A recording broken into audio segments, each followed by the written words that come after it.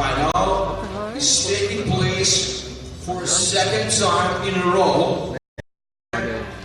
Ladies and gentlemen, the conference, as you know, as you might know, is taking place for a second time in a row. The first time was a year ago, in 2018. And we are very happy that this year we became even better. What does it mean? Well, we became better, or the conference has become better. That's the question. Well, definitely the conference is becoming better each year. I think because now the scale is bigger, probably. Right. And this place is for the first time is holding this conference. So this year, ChainPoints brings together twice bigger number of global blockchain professionals, creates a platform for productive dialogue, and shares the best examples of blockchain technique use cases. So today our conference is set to showcase business opportunities within the regional ecosystem with the application of blockchain technology. Representatives of numerous partner organizations from Americas to Asia, from Europe to Australia and Africa are attending today ChainPoint 2019 or ChainPoint 19.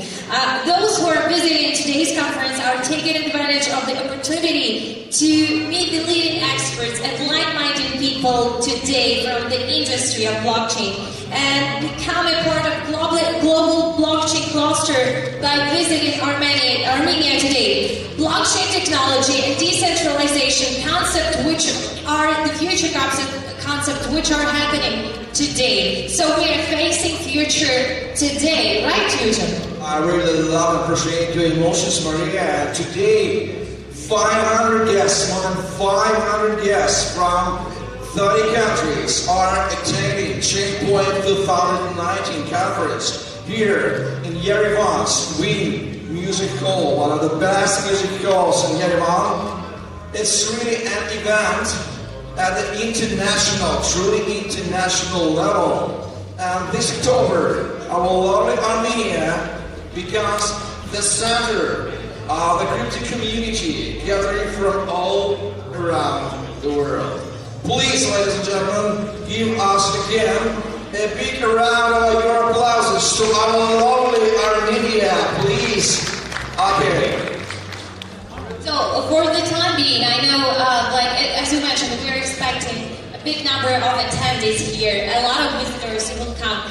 But I noticed actually while coming up the stairs here that a lot of your friends, acquaintances, they are down the stairs. So please write them, text them on your messenger or telegram or whatever, so they should get up to the second floor, take their seat, and we are about to start the presentations.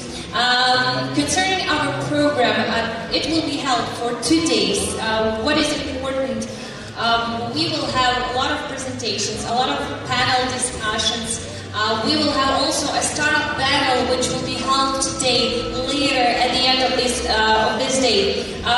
During this time, during these 2 days, a wide range of topics will be covered, will be discussed, like concerning blockchain technology, of course, and crypto-related phenomena, money and its future. So in this case, when we talk about digital money, of course, we will talk about fintech, which is, of course, the part interrelated with blockchain technology. Government, is there a synergy between government and blockchain technology, which is, I think, our guests will also discuss. Judicial aspects, which are very important, and a lot of my acquaintances, crypto lawyers would agree to that. Also, we would talk about crypto assets and how to trade those assets. I think especially traders would be very interested in that. And besides this, we'd also discuss what is the role of different countries and jurisdictions in the development of blockchain technology. How blockchain technology is trying to be regulated in different countries. So a lot of topics, a lot of discussions. I think there will be also heated discussions. How do you think, Newton? I mean, during panel discussions. I think we will argue and desire different arguments. We will argue. Our speakers will. I hope there will now be a shortage of different viewpoints inside of different discussions. So it will be the excellent celebration of thinking, of minds, of mind crossing, and so on. But we have... You know, as they say, if there is a heated discussion, there might be some truth coming out of it. So we will hear possible, maybe interesting outcomes. I foresee it. I even feel that we will hear some bright insights into blockchain technology and different aspects connected with, I must say, one of the brightest technologies of the current history, world history. I really appreciate when ladies are talking about technologies. Dear attendees of ChainPoints 2019 conference, every event is unique and every start of all events are unique. While the attendees are gathering here, we have to wait a couple of minutes for an official starting when we will have a count to start. So we are resting, we are adjusting right now. A couple of minutes, please. And we can talk with you and speak about technology. You know, I really like that you mentioned about the ladies they like technology. To be honest, how I got into blockchain space, because I really was into IT. There's a story. Well, yeah. I'm from Kyiv, Ukraine. Probably you have heard. And for 5 years, more than 5 years, I was working as a radio presenter at the radio station, at the national radio station. And the funny thing, I was interviewing mainly artists, like music producers sometimes, of course musicians. A lot of Ukrainian groups, they were in my studio. But the funny thing, apart from liking Ukrainian rock music, I really liked IT. So later on, I was visiting, my first iForum was in 2015. At that time, I would like to make a program about it. But later, 2 years after that, it came up that I not just entered IT, I've entered, I would say, a very specific area of IT, which is blockchain technology, and I was for the first time introduced to cryptocurrencies at the Blockchain Europe conference, which was held in Kyiv in 2017. And you know what? It was such a bright, for me, event that from that time, I visit Blockchain Europe every year. From that time, for 2 years, I have visited like dozens of crypto conferences in Ukraine and abroad. May I ask a question? Of course. Did you realize first conference of Blockchain Europe what they were talking about? Yeah, I do remember. Buzzword, cryptocurrency, blockchain, and so on. What the hell were they talking about? Do you remember that this was the time of it was a hype year. It was year of hype. Yeah, the ICO were just bumping out every quarter. And as you remember, like a lot of ICO scam projects, they could easily gather enough money, like a couple of $1 million just to develop their project. But they later appeared like, somebody says 97% are scams from all these ICO projects from 2017. Somebody says 99. It depends. Well, it depends. Somebody says 95, but the thing is, for me, journalists who were listening for this thing for the first time, it was kind of, very interesting words, but at the same time, what does it mean? What is... Try to read some books to... Later, I read. Of course, I read like few of them, not once, but the first time I visited my blockchain rate in 2017, this was my first time. I haven't read it at that time, because an acquaintance of mine told me, if you'd like to know more about blockchain technology, well, you should visit this conference. And I thought, okay. But the funny thing, I've also met couple of acquaintances there. I met my acquaintance who is a lawyer, who was later appeared to be a crypto lawyer, so he was helping a lot of projects dealing with blockchain technology. Oh, and this one, do we see it on the screen? I'll tell it later about... Just minutes. Okay. Today we will see also really interesting story from one of our speakers about another event. Probably he will talk, but it will be later. So the thing what I'm trying to say. Don't cover all the secrets. Sorry? Don't cover all the secrets. No, of course I won't uncover. I'll keep it, of course. And the thing is, you know, when I was in 2017 at Blockchain conference, I don't recall 100%, but if I'm not mistaken, there were like a couple of, I don't know, maybe 5 or 7 women at the stage. We're talking about a very big problem here in the industry. It's very male-oriented, but yeah, becomes more and more ladies. And what should be? I always ask ladies, what should we men do for fix the problem of shortage of ladies? It's really easy. You just have to raise them. That's all. But I can say that. Simple to say, right? Perhaps we do bad marketing. Sorry. We are doing bad marketing. We men in the crypto industry do bad marketing. So we don't attract too much ladies as we should attract. No, I would not completely agree. You know, if we compare these 2 years, I can see that more and more women are entering not only blockchain conferences as listeners, but they have become speakers. And today we have plenty of them, like not a plenty, but still, it's smaller, of course, amount, a smaller percentage, but still, you know what? I'm really happy that women are entering more and more. And if we would compare, you know, I think in 2017 we would not see here like I don't know 1/3 of women. If I'm not mistaken, now we can see how much can you count here. I mean, here in our hall. How many women? How many women? Well, let's ask the audience. As I so see... please, women, raise your hands. Not less than 30%. Women, ladies, please raise your hands. We want to realize how many of them are today. So, not less than 20% or even 30%. No, as I mentioned, I think 1/3 here are ladies. So, to be honest... That's a unique Armenian situation. I've never seen that situation here in any events. No, wait. The thing is what I'm trying to say. In Ukraine as well, like more and more women are visiting this year. Like 2 years ago, I was one of not many. But this year, I could see like a lot more women. You were talking about marketing, you know? When there is a project, blockchain companies, and usually talking to my acquaintances, like business developer usually is a man, as I can see. CEO, sometimes, it depends. Very rarely women, mostly they are men.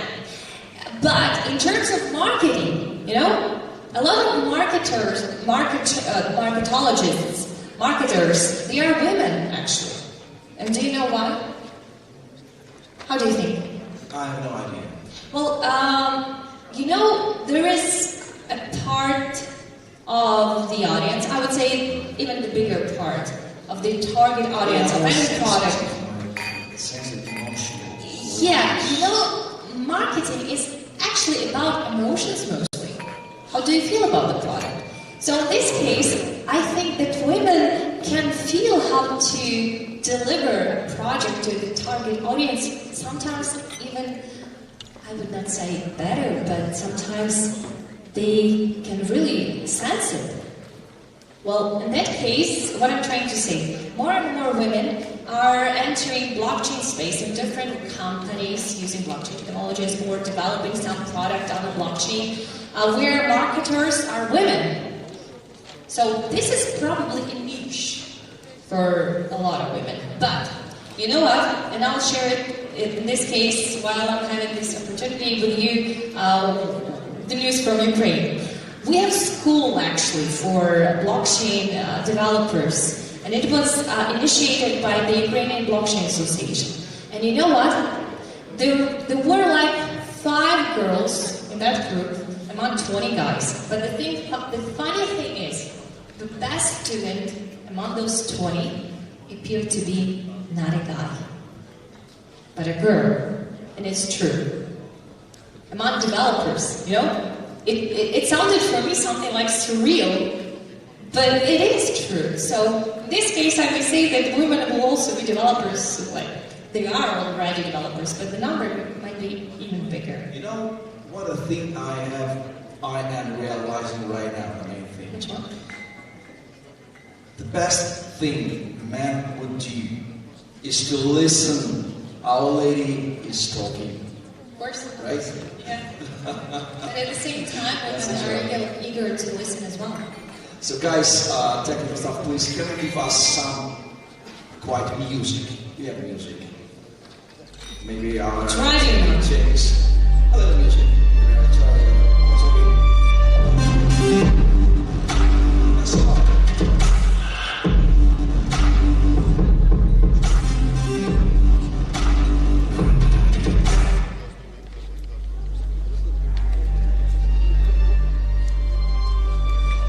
We need to give some music background for.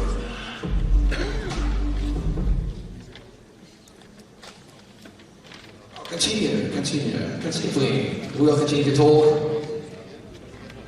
Okay, that's good. So, Maria. Yeah, I'm listening. How do you think? What insights will our dear distinguished attendees perhaps do during these 2 days? We are all experienced ladies, experienced gentlemen, but we are also come from events for new governance, for new insights. Will we together find something unique and interesting in the industry? Do you mean today or Today, in general? these 2 days. Well, I definitely hope. And I even not only hope, but I think we will. Because first of all, a lot of speakers for today, they are truly experts. And you're talking about insights. Today, insights probably might happen in different areas. Like we will discuss today, as I mentioned before, not only blockchain technology, but the technologies which are developed, they're correlated, creating synergy with blockchain. Fintech will be discussed, it's one thing. Among cryptocurrencies, you know what for me is interesting to listen to? Like the last year, it was like the beginning of a trend of stable coins. So today, probably, and not probably, we will hear what is the ultimate stable coin. For me, it sounds a bit tempting to have this. You mean stable coins, right? I mentioned stable. I did mention stable coins. So the thing is, stable coins, there are a lot of them. But what is the ultimate? We'll see. This is the question which I need to. This is the question I need to ask the speaker. But as far as I know, a lot of lawyers, to be honest. Well, it happens sometimes. Journalists do know a lot of lawyers. A lot of them, they are already working in the crypto space. So they're supporting companies which are using blockchain technologies. And that's why we will have today, I hope, heated discussion concerning judicial aspects of blockchain technology in different countries. So just recently, I also visited another one, another news were discussed coming from Malta, from Estonia, from Belarus, and other countries, from Gibraltar as well. Today I would like to hear some more countries, some more practical examples of use cases, and I think I will hear some insight, definitely. So I'm expecting today for judicial insights on fintech, stable coins, and etc. But sometimes you just have to listen carefully.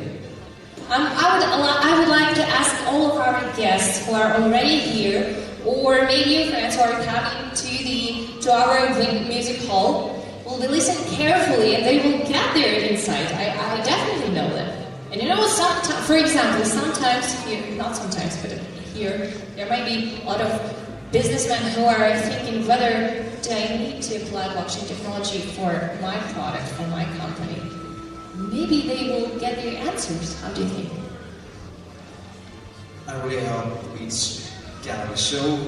Ladies and gentlemen, while we are making our final preparations and give a small talk here at the stage, please feel free to introduce yourself to your neighbors, making a selfie. Don't forget to use hashtag ChainPoint19 or ChainPoint19 for mentioning all your content, your video, your photos, your other stuff. You will be making these today's for your social media. And I'm probably announcing that we have a question service online made through slido.com. Please remember, just open your smartphones, your gadgets, find slido.com. That's the online service for asking questions right now for the speakers who will be seeing these today's. Then use the hashtag ChainPoint19 for finding a branch of discussion and a place for asking questions. Then ask your questions. We will see them on our screens of our gadgets, our laptops and our smartphones and tablets, and all your questions will be going for speakers where they will be answering them all these students. Use slido.com, hashtag ChainPoint19. And we are in final preparations, final minutes. Summary, you want to take it? No, I just wanted to add whether it's possible to ask the question the moderator on the stage. I mean, will there some questions for us? I would be interested to answer that probably. So, I want to ask you one question. Yeah. You know, the main problem when you have is not so active networking as it should be if the people were more active. How to encourage attendees, how to stimulate their networking? Do you have some advices or secrets from your latest perspective? No, you know, I would not agree at all. To be honest, for me, each conference, especially blockchain working conference, is mostly. Sometimes I don't even have time to listen as I would like so much to a lot of presentations because I'm doing so much networking. So I may say it's not about. You just have to be willing. Because, for example, if you're coming to a party or a conference and somebody's telling you, oh, do some networking, would you like to do it? I don't think so. But if you have a will to do it by yourself, you'll be eager to make more acquaintances. Find out, there is a kind of service called speed dating. So I may say networking at the conference is a kind of speed dating. You meet somebody, you tell what you do, you ask what your acquaintance do, and in that case, when you find out maybe there might become some synergy between you two. I mean, you understand that he or she might be useful for your project or whatever, or at least you may have a quick chat, and that's it, and you will have a nice mood. No, conferences is really not only about presentations, of course, but about networking mostly. So I don't think there's specific advice. You just have to be active. How do you do yourself networking at conferences, Eugene? Me? Myself? Yeah. Staying on the stage, trading about my face, and saying, yes, everybody, my name is Eugene Vavanenko. I'm the creeping scene number one in CS area. Today is my 40th event in 12th city Yerevan in 6 countries. So if you need an MC for your event, feel free to come in and share your comments with me. That's the simplest thing. Okay, I'm working and this is why it's working. Okay, in that case I may say the same. I'm Maria Volchok, I'm a crypto journalist and an MC host at blockchain conference, IT conferences as well. In Ukrainian, Russian, and English. I'm doing 3 languages. Where are your last blockchain events you were conducting? Well, the last one was Blockchain Cruise. Blockchain Cruise. 2019, yeah. Blockchain Cruise. I was host for 3 days there. That's great. That's great. I'm totally excited how Mr. Henry Arslan now from Hong Kong Blockchain Association is networking right now. He downloads any minute he's networking. Henry, you're the best. You're the best. You are our keynote. We'll announce you because it will be excellent. It will be excellent. I'm totally convinced to be one of the most popular speakers today here in Romania. So, ladies and gentlemen, we are continuing to talk continue to adjust our hearts, our soul, our minds for a totally productive working for these days here in Yerevan, Armenia, the ChainPoints 2019 conference. We are the part of this U.S. history of the world, happening right now in Armenia. Have I been before? I'm sorry, I didn't hear you. Okay, let's continue. Okay, so is it, you mentioned this is not your first time in Armenia. No, this is my first time in Armenia. Oh, sorry. I'm first in Armenia. Me too. Ladies and gentlemen, let's ask the audience, who of you are first time in Armenia? Please raise your hand. First time, well, the first time is in Armenia. Like we should make Not so many, few people. You know what? We should make a club and then join original Armenians who are living here in Yerevan.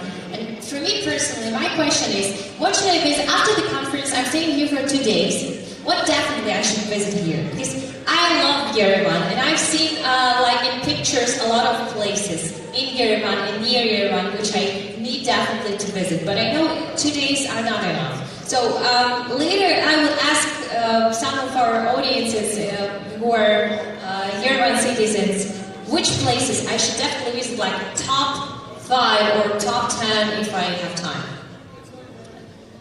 So this would be my question to the audience. I'll get your answers a bit later, probably. Ladies and gentlemen, you might know, perhaps all you might know, that Armenians is probably one of the most decentralized nations in the world. So the uniqueness of today's event is that the majority of intellectual, cleverest Armenians are gathered here by Vigen Arushanyan, the president of Armenian Noor Association, Blockchain, and their team. So that's a probably great thing. I said, let's give a round of applause for all the Armenians having gathered together from worldwide in their motherland, in their heartland, serving for their country. That's awesome. I really appreciate it. Thank you very much.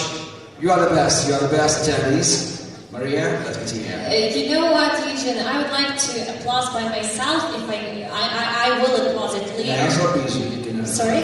Your hands are busy. Yeah, of course my hands are busy. And they will be Hands busy. our attendees are free. Just ask them to applaud. Yeah, I know. But the thing is, what I'm trying to say, I would like to applaud to Armenia because, and this is honest, I came yesterday here for the first time.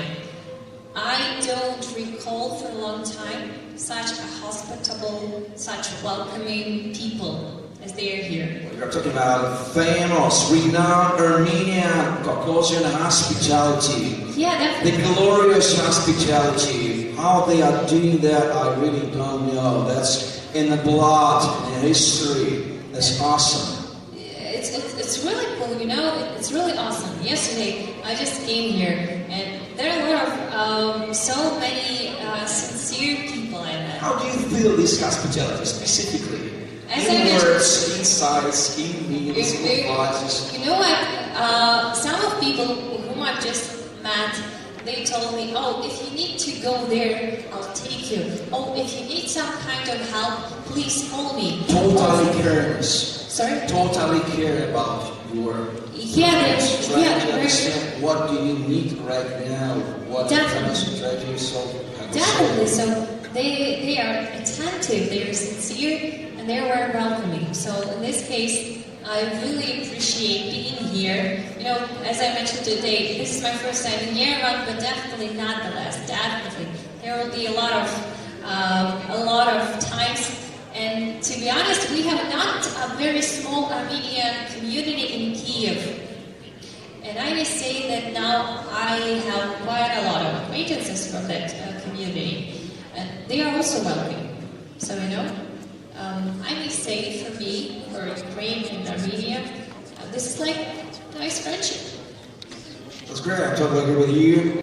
So, ladies and gentlemen, the time is going on. We are preparing for official starting for for listening to our keynotes. We came here today morning, this Monday morning, to give opening, remarkable speeches for all of us attendees who are waiting, a critical mass of attendees here at the tables.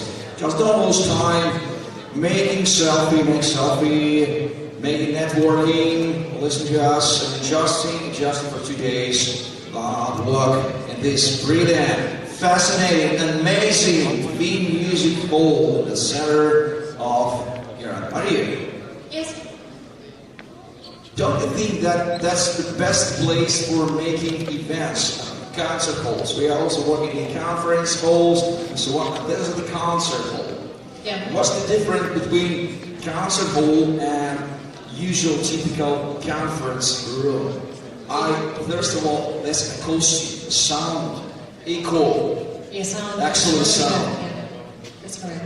Excellent sound. From my perspective, as I mentioned with my background as a music journalist and presenter in the past, for me, this is kind of a really nice bridge between technology and art. You know, and I'll tell you why. When you're talking about such kind of music halls, not only the sound is good, but I mean, the atmosphere is kind of so festive. You feel that you're kind of at the concert, which is about to start. But in this case, the rock stars are watching stars. So today at the stage, we will welcome them. And do you know what? At some point, you will be probably even at some point more satisfied. And I mean, visiting not concert, but especially conference. Well, for me, when I had enough of concerts, for me, visiting blockchain conference was like kind of fresh air. So let me ask you, you're working in the blockchain cruise. Was on a ship. I was moderating. What was the situation with acoustic there? The ship is not for sound, it's for swimming the ocean. No, it was okay. There were no problems. The only thing is we were doing at the skate hall. There was a skate hall, and it was a bit freezing there. But otherwise, on the boat, it was really warm because it was we were sailing to Rome, and it was like for 5 days, if I'm not mistaken. Yeah, and the temperature outside was on the contrary it was very, very hot outside. But inside it was very calm and smoothing and a bit sometimes cold. What countries did you attend as a blockchain cruise visited during the cruise? This year or last year? This year. Okay, this year we started from Barcelona, Spain, and then we continued to Mallorca. Then we visited Marseille in France, and then there was I have forgotten the island. The problem is it was in Italy. I haven't landed on this island, that's why I forgot it. So the last country was Rome, of course, Italy, and its capital Rome. So to be honest, this was like the best, at the same time not only work, but it also was the best vacation because I was like having a web of time. I'll cover one secret for you and for our attendees today or tomorrow, I don't exactly remember. We will have an Italian speaker from Italy, and she is a lady too. She's maybe the youngest blockchain lady in the world, so 21. Are you kidding? How old is she? 21 years old. 20? And her name is Eloisa Marcassoni. Eloisa, you are not here, I don't see you, but I know you will be here. She's amazing. She will be here in Yerevan, and she will be in Muscat, and she will be in Dubai, and she will be in Bangkok. Boy, I'm telling you too much secrets because I'm personal. It's here. I will introduce you personally. She's an amazing blockchain lady. She's very clever. 21 years old from Italy. You will have too much points for discussing together. So let's continue. We will definitely, Eugen, now the question to you, because you mentioned Bangkok, and I'm interested about Bangkok. If you started, please proceed. Bangkok. What do we know about Bangkok? Bangkok is the capital of Thailand. No. Of course we know geographical points, but the thing is, you, as I understood, you'll be at this event as well, yeah? No, I talked about Elisa will be there. Oh, sorry. Sure. I thought that you also will join her there. No, I'm personally... But you know what? This is our first time when we're joining each other at the Armenian Blockchain Conference. And as I mentioned, this is my first time. ChainPoint 19, I think, is going to be very satisfying. The only thing, you know, at almost every concert and each conference, there is a delay of time, because not all of the guests are already here. That's why we are expecting some of them, and we are about to start. Yes, Eugene? Are we about to start? Maybe, but we need to have permission from the official organizer, from Figian Roshidan. Figian, if you hear us, please give us a sign. Can we start an official part and present our first keynote? No, I don't see you. If you hear me, please. I think if maybe we would have a sign.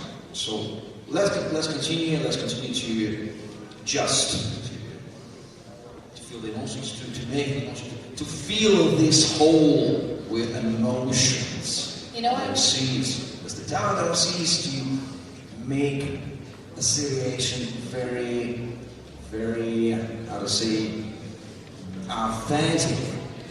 So you know what I'm speaking about. You know what, as you mentioned before about the concert hall, and I would still like to say that when it is like a music hall, but when you're doing a conference here, it feels really like some kind of holiday. It really feels more festive. Yesterday when I entered a good music hall, I was mesmerized by the beauty of design of the interior. So I may say, at the same time, it feels like not very. I'm not so used to have conferences in such kind of hall. I'm really happy to visit it and to be a part of this conference, ChainPoint 19, such a really lovely place. So, you know what? When I get back home to Ukraine, I will. I know a few organizers of Ukrainian blockchain conferences. I probably would offer them. I would advise them to try to do something similar, or to try some music hall where, as you mentioned, there is a good sound and where there is a festive atmosphere, and you can feel it. Sometimes you prepare yourself for a concert. That's a good discovery. You can first decide with me right now on the stage that the concert hall might be useful, very useful for the conferences, stuff like that. So that's Armenia, ladies and gentlemen. That's the first insight, and we are happy we have made it right now in the epicenter of the event. So the guests are gathering. That's good. It means that we will start officially in several minutes. I hope Figiana Roshidan, if you hear me, please give us a sign. I'm not going to give us a sign. So we'll continue to adjust our thoughts, our minds, our hearts in the center of Greater Armenia. I'm finished. You know what? You just mentioned that some of guests, a lot of, half of them are here, but some of them probably are still making photographs at the standpoint. Probably we should do the same, but later. You know what? When there is a kind of an event, very festive event like today, like today's event, you all the time want to make nice photos. And by the way, today you can see photographers here. They would do bright photos, so for you it will be really bright, memorable event, I think so. And also you will have the opportunity later to look at your photos and recall again and again ChainPoint 19. So, Eugene, my question is, have you already made your selfie? Because you mentioned... I already made my selfie. Yeah. Today morning. Yeah, because you mentioned while you were presenting that we are about to And start. how do you think, really, have I made myself? I think you did, but still have you made it public? You didn't look at my social media. Of course I did. The first thing I did in every event, I come very early. Now I'm an early bird. Oh, today nice. I came here at the 7 a.m. 7 a.m. you were here? Nobody was here except Emil, the master, the sales manager. So. Are you kidding? 7 a.m. I'm a very responsible man. Okay. All the organizers I work with, they respect business with me because of my high responsibility. They say, Eugene, you are very responsible. How do you do that? You're really highly, I may say, you're highly responsible, definitely. You know what, it sounds like my father, when he is afraid that he will be late for a train, he comes there very early, sometimes like 2 hours before the train leaves. That's already, but event is very, very important thing. We have only one event in a year. Oh, that's really nice. A good reason for coming very, very late as you can. Very early, maybe. Early, sorry. Because in this case, it's really another insight. You have to be very early, not only for your train or plane or whatever, but you definitely should be early for your event. In this case, ChainPoint 2019. I'm really happy that a lot of now are gathering inside here. Very soon we will start our official part.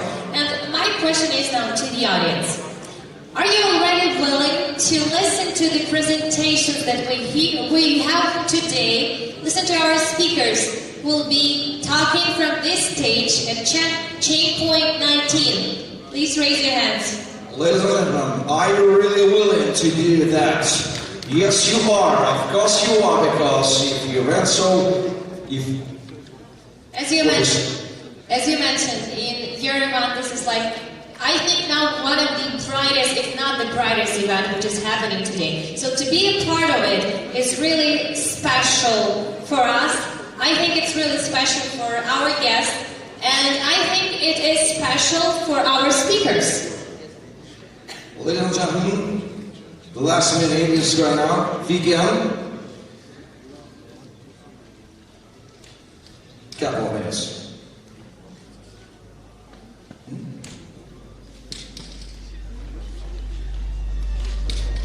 So, ladies and gentlemen, I'm very proud to announce to you that we are starting the official part of ChainPoint 19 Conference, and the hero here plays the country where ChainPoint 2019 is being hosted by the Armenian Blockchain Association North and media. This is our lovely Armenia. Why this conference is held in the Caucasian country with such a great history as Armenia has? Why blockchain technology is important for Armenia? That's the question. And other topics which will be discussed here in these 2 days may explain additional investment opportunities which should radically influence the Armenian economy. But better know these other speakers, because these issues are of their direct competence. Ladies and gentlemen, let us proudly and honorably invite on this stage for a welcoming speech to the ChainPoint 19 conference attendees. Please help me welcome the Minister of Economy of Republic of Armenia, Mr. Tigran Khachaturian. Please give us the loud round of applause to Mr. Khachaturian for a welcoming speech. You like it here or welcome? Okay.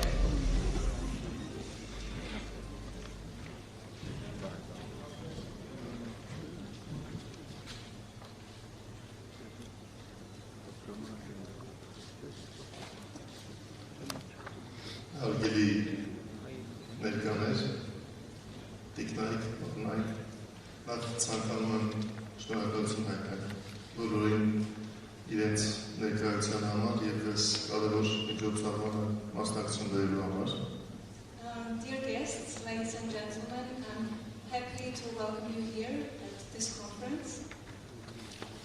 ChainPoints 19 այս հեղինակավոր համաժողովը մտքերի, փոխանակման, մարդկանց շփումների, տեխնոլոգիաների և նորարարությունների կիրառության օգուտները քննարկելու և դրանց շուրջ տեսակետներ զարգացնելու հնարավորությունը։ ChainPoints 19 conference is a very nice platform to discuss innovative ideas, to share trends and insights, and also it is a platform to get new connections and a very nice place to be and meet new people.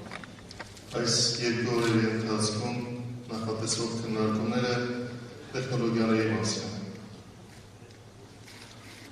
The two-day program is dedicated to technologies, to the future technologies.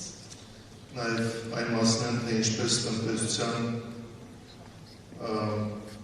դասական կամ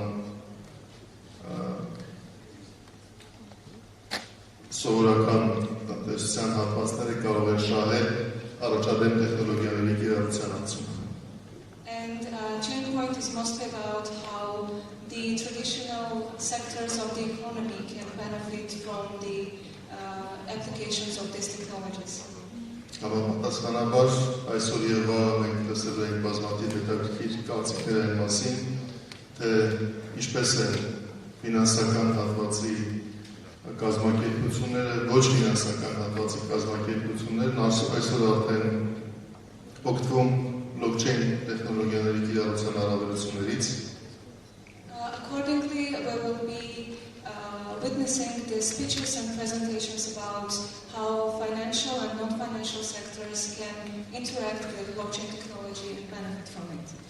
Ինչպես են կառավարությունները մասնակից դառնում այդ գործընթացներին, how the governments can become a part of these interactions. Առնվազն երկու տեսանկյունից տեխնոլոգիաների պատվիրատու և այդ տեխնոլոգիաների կիրառության արդյունքում իրենց կառավարման համակարգերն ավելի նորարարական դարձնող կառավարություններ։ The governments can become on one side the users of this technology, on the other side they can become the ones who provide new use cases and come to be the users of this innovative technology. Նաև այն տեսանկյունից, թե ինչպես են սահմանում կարգավորումների այն շրջանակը, որոնք պետք է նպաստեն այդ տեխնոլոգիաների կիրառության ընդլայնմանը։ And definitely they be the ones to provide the scope of how this technology can be regulated and what can be the main direction for this. Եվ ես կարծում եմ, որ նման հեղինակավոր միջոցառման անցկացումը մեծ հնարավորություն է այն կազմակերպությունների համար, նորարարական կազմակերպությունների համար, որոնք Հայաստանում հետևում են աշխարհի զարգացումներին։ And I think these type of conferences are very important for the companies who are looking into the developments in the technology sector. Եվ այդպիսով նաև ձեռք են բերում հնարավորություն իրենց տեսակետները և իրենց կարողությունները առկա ներկա պահանջներին համապատասխանեցնելու միջոցով դառնալ համաշխարհային զարգացումների մասին։ And they get the opportunity to use their capacities to become the frontiers of the industries by using these kind of technologies and becoming more innovative with this. Նորարարությունների առաջխաղացումը առանց դժվարությունների և առանց ռիսկերի չի լինում։ We cannot see innovation growth without any obstacles. Եվ մեր խնդիրն է ոչ թե խուսափել այդ դժվարությունների հետ հանդիպելուց, այլ քննարկել դրանց, հասկանալ դրանց բնույթը եւ փորձել լուծումներ գտնել այդ դժվարությունները հաղթահարելու եւ առաջընթաց արձանագրելու համար։ And the biggest challenge is not about just coming aside of these big issues, but the thing is to understand these issues and to go deeper and get benefits from this. Եվ այսօր այստեղ ներկաների մեծ ներդրումը այդ զարգացման գործում հենց իրենց ժամանակային ներդրումն է եւ մասնակցությունը։ And today the biggest investment and the biggest impact that we have is the time, skills and resources that we have all brought today at ChainPoints. Եվ կարծում եմ, որ դա պետք է իր օգուտը բերի թե ներկաներին իրենց տեսակետները այսօրվա քննարկման արդյունքներով հարստացնելու արդյունքում եւ թե Հայաստանին այս առաջավոր տեխնոլոգիաների առաջիկա կիրառության ընթացքում եւ արդյունքում զարգացման նոր հնարավորություններ գտնելու հարցում։ And today this conference can definitely bring benefits not only for participants to get new connections, to get new insights and get to know each other, but also this is very important for Armenian people to understand how we can use this technology and how we can proceed with this. Նույնիսկ ցանկանում եմ շնորհակալություն հայտնել բոլորի մասնակցության համար եւ մաղթել բոլորիս հաջող քննարկումների ընթացք եւ համաժողովի արդյունավետ անցկացում։ Շնորհակալ եմ բոլորին, քանի որ մենք հաջորդող արդեն թեմատիկ հետաքրքիր քննարկումներ ենք ունենալու, երկար չեմ խոսի, կարծում եմ, որ այդ քննարկումները իրենք կբերեն այն հարցերը եւ իրենց պատասխանները, որոնք առկա են այս դահլիճում։ Thank you everyone for participation and being here, and I really hope that we will have a very good day with productive discussions and presentations. And I won't be talking long, we will have another discussion, so we'll give the details further. Հաջողություն բոլորիս։ Good luck to everyone. Thank you so much. Thank you, Mr. Hachadarian. Now we understand more clearly why, for example, this event is important for Armenia and where is the clear synergy between blockchain and the government. Correct, if I'm correct, yeah. This event is really important in the history, in the current history of Armenia. And once again, we are really happy to be here and to be a part of it. Dear friends, this conference is the result of hard work done by the Armenian Blockchain Nord Association team within a whole year. They are fantastically remarkable people, and we are especially proud that the largest part of them are young crypto ladies. They have been working hard for many months to gather all of us here today and tomorrow in Yerevan for a fruitful work and networking. And our meeting hopefully will have a positive impact on the American and Armenian and the world crypto industry.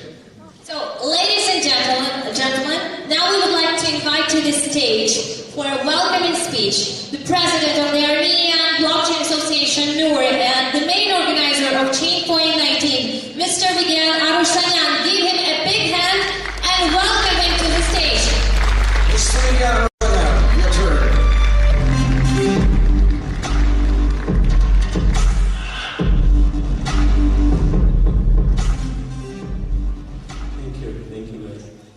Thank you, Minister, for your speech, for being here with us and for supporting our event. There are not many countries that could say that they have a Minister of Economy with such a deep understanding of blockchain technology and its impact on economy. For now, I want us to imagine. You get in your car in the morning, an autonomous car, and it not only knows how to drive to the destination, but also knows where is that point and what meeting do you have here, there. because it is synced with your calendar. And the AI provides the fastest and the most efficient route to this point, and it starts driving. But when driving, it communicates with such cars, such other cars, vehicles, traffic lights, but most importantly, it starts negotiating with other cars for them to give way to you if they are not in a hurry.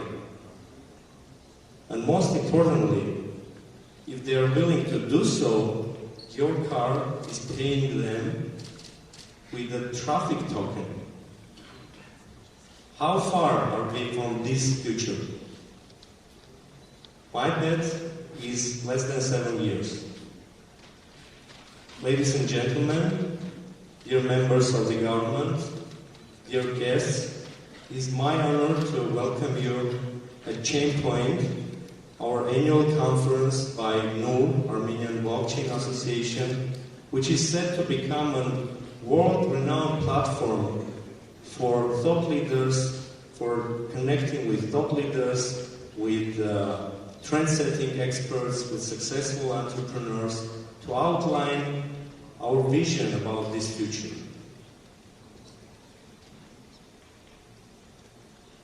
During these 2 days, we'll be discussing all the latest trends that are happening in the industry.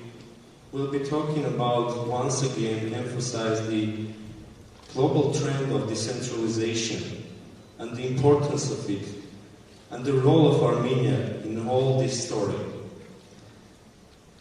We doubled in size and in scope and in geography since last time, and second ChainPoint is here to celebrate a year of work that we have been into.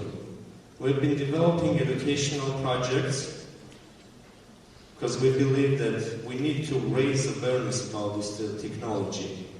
We've been actively building bridges to international communities. Actually, for now, we're collaborating with international partners coming from over 40 countries. Also, I need to mention the regulatory affairs. We have proposed a framework for draft law that, when put in force, I believe will boost the economy of our country. I don't want to take much of your time telling about the initiatives that NUR has. Everybody welcome to the NUR's booth downstairs to find out more about our projects. So for now, I want to thank especially our international guests who have traveled a long way to be here today. I want to thank all the sponsors and partners of ChainPoints for supporting our event.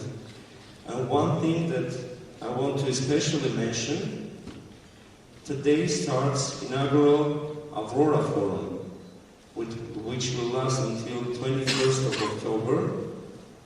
And the forum brings together the world's leading authorities in social, scientific, educational, humanitarian innovations. And it makes a platform the first of its kind in our region. And ChainPoints is proud to be partner event of Avrora Forum. And thank you for this opportunity. And with this, I want to announce ChainPoints 19 officially open.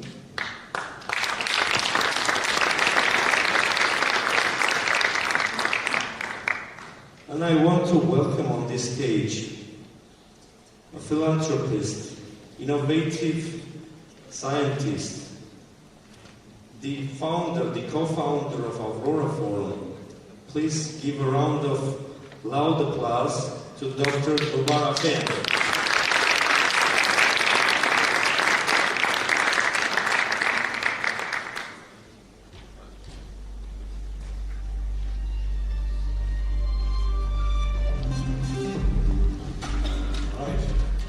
Well, good morning, everyone.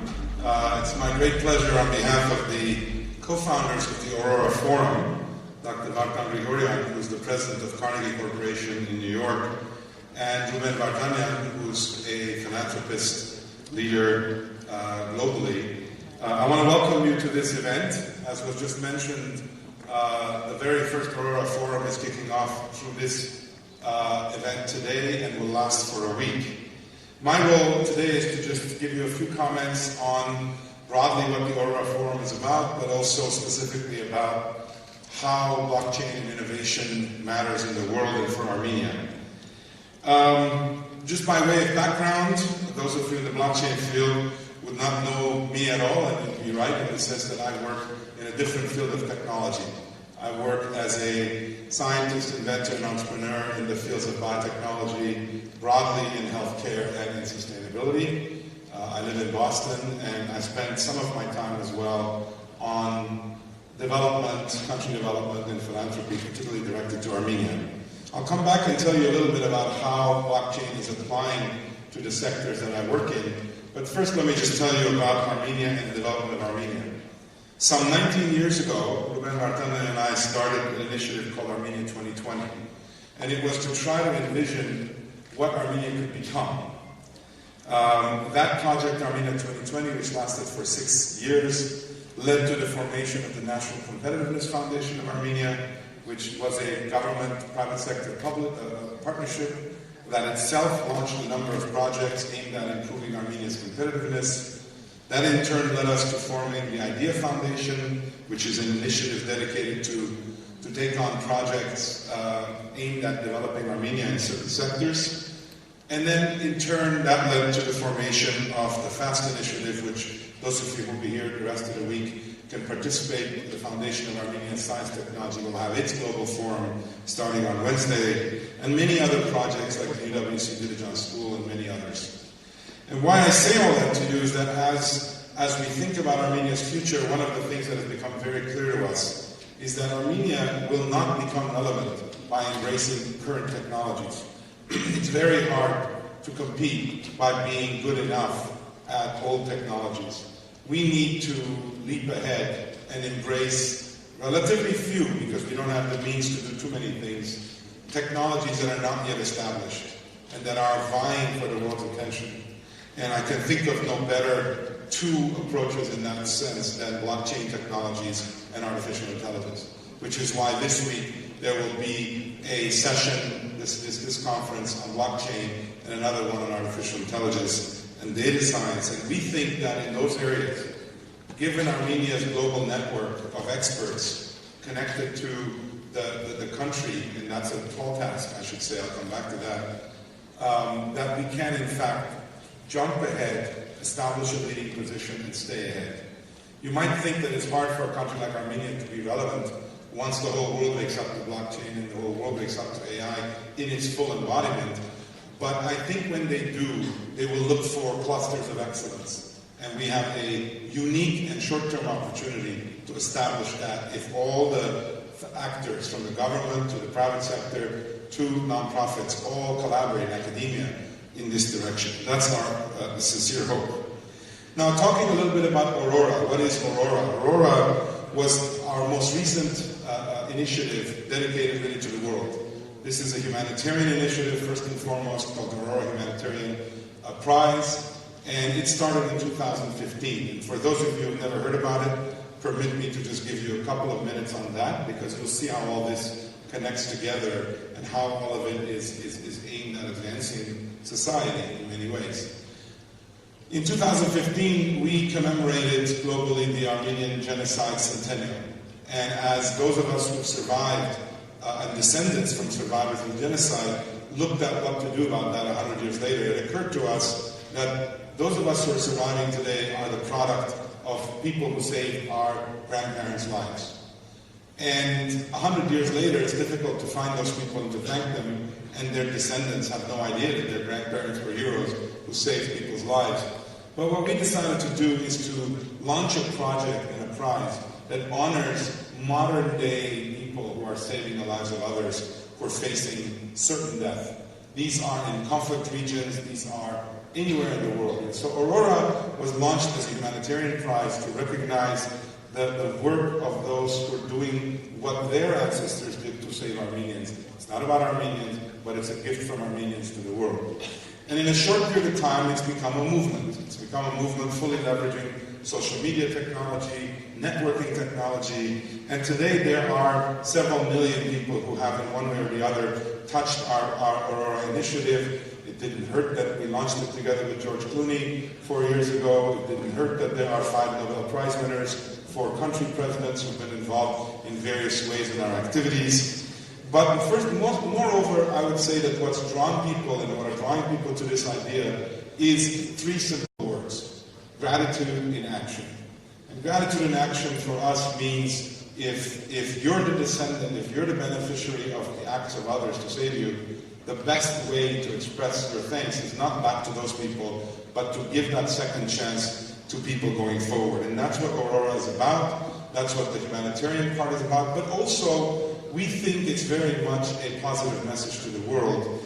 And as many of you know in the blockchain area, a number of the applications of blockchain initially for governments and nonprofits are being aimed at helping refugees, at being able to get assistance delivered to the end recipients in a reliable, trustworthy way. And I'll come back to that in a second.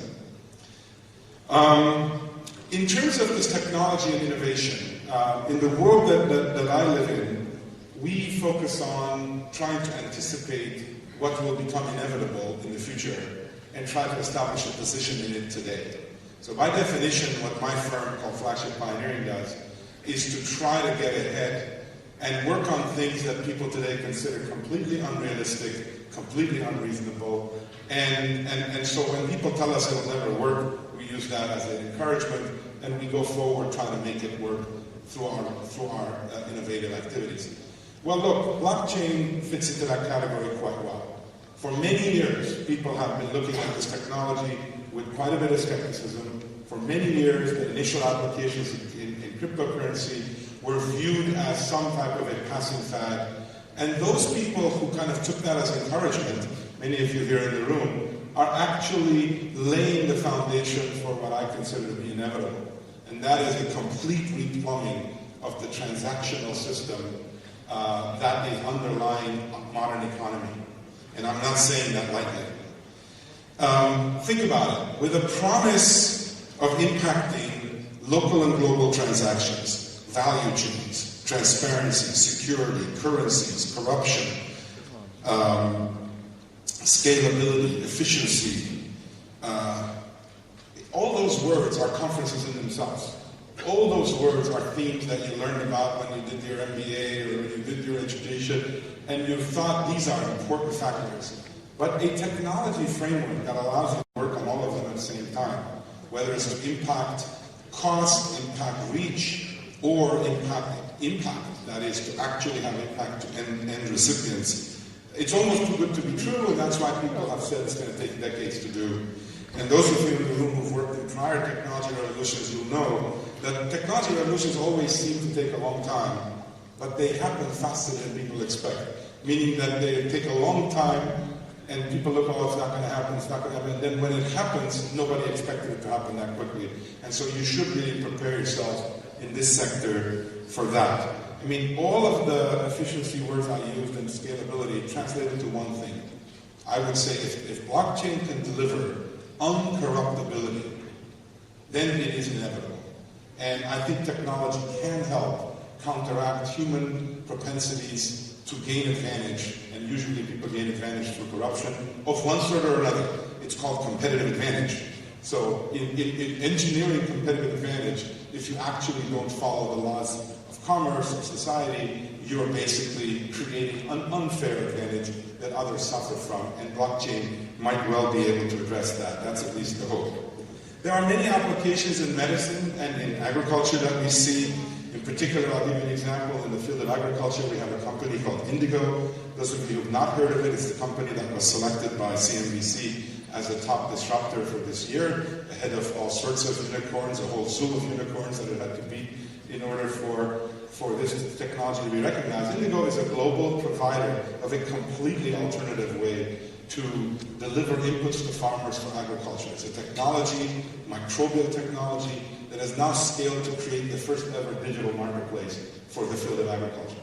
There are literally, in 6 months since starting this last piece, the marketplace, billions of dollars of transactions that are happening that are allowing farmers to have a much better ability to price their end products than commodity buyers buying them as though they are replaceable, whether it's corn or cotton, etc. You might say, what does this have to do with blockchain?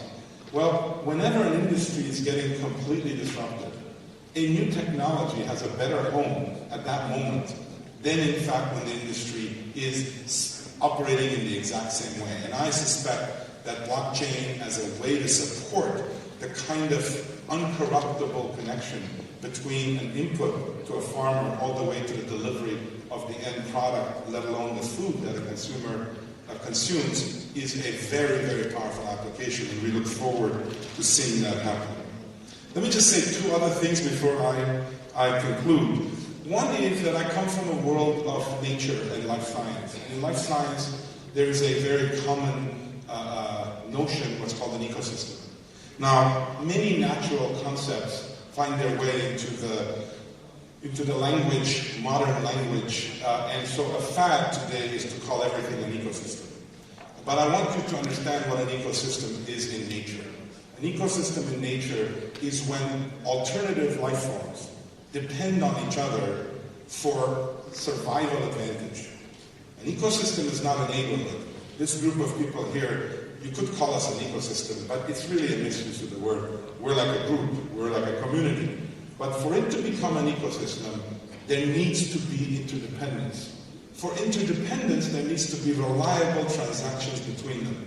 You need to know who the other party is. You need to know that they are in a reversible relationship with you, that you can track, that you can rely upon. Blockchain, in my view, will be an essential technology for the formation of durable ecosystems, of the real variety, not the marketing variety.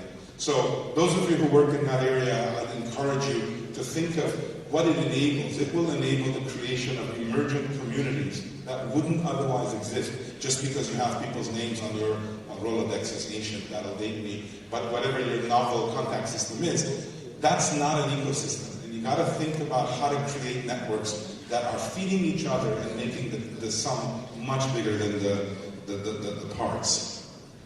Personally, I have been interested and have been gradually working on the use of blockchain, and the reason I'm mentioning is because I want to invite you to let me know if you're interested in this, in the field of social impact. I think that in social impact, where, particularly in the United States, there's a massive amount of philanthropy dollars that flows into both domestic and global opportunities for philanthropy, there is massive waste, there is massive lack of accountability, and it's very hard to measure what actually impact was. And there are entire fields now that are trying to develop a technology and a methodology for that. I believe, and I'm quite keenly interested, so this is my one ask of you, that those who might think about blockchain in all of its various embodiments, to make things transparent, to make things accountable, to make things from a currency standpoint valuable, all of those things apply in that sector. And so I have an interest in that, and if there's anybody in the room, I know there's a session this afternoon on social impact, but if there are people who are interested in innovating in that area, I'm quite interested in that. You can reach out to me. My email is nfan@mit.edu. You can reach out to me directly just on that topic. You can also reach out to me, but whether I respond is a little bit a function of whether it's about this or not. I'm quite interested in that, so I would invite you to do that. I do think that blockchain, finally going back to Armenia, because the whole topic here is intermingled, is a very important thing for us to also, as Armenians, think about as we think about our global network of Armenian experts around the world. If we can deploy blockchain to create trusting relationships between Armenians all over the world as they interact with Armenia, so that they know that the hours they spend, the relationships they make available can be tracked, can make others accountable back to them. These are things that, again, as we said, ecosystem, why not? The ecosystem could be global Armenian networks that can bring economic might to the country. And so I would urge the government, I would urge the Armenian General Benevolent Union, one of the leading entities that really operates around the world, to embrace the use of this technology to enable global Armenian networks to form. I'm getting old saying that over so many years and decades, but I think this technology has been an important missing link. So with all of those thoughts, and forgive me for dumping a whole bunch of them on you early in the morning, I wish you a great meeting, I wish you lots of new networks, and I wish that this blockchain revolution impacts the future of Armenia as much as the political revolution did last year. Thank you. Thank you, Mr. Armenian. To be honest, this is what is the aim of Avrora Forum, and actually how really blockchain technology is behind can create trusted relationships in the world. And we are really happy that I think it's not only in theory, now it's sometimes in theory, but we're still waiting for blockchain technology really to be embraced by a bigger number of Armenians and the world community. And at the same time, when it will be more embraced, we will see so long awaited mass adoption. Don't you think, Eugene? We're still waiting for it. Yes, I totally agree with you. Dear conference participants, ChainPoints 2019 conference is organized to claim that Armenia is rapidly becoming a country which will progress not so much due to the resources and industries related to the 20th century, the past, but thanks to the technologies developed in the future, 21st century, which we live in right now.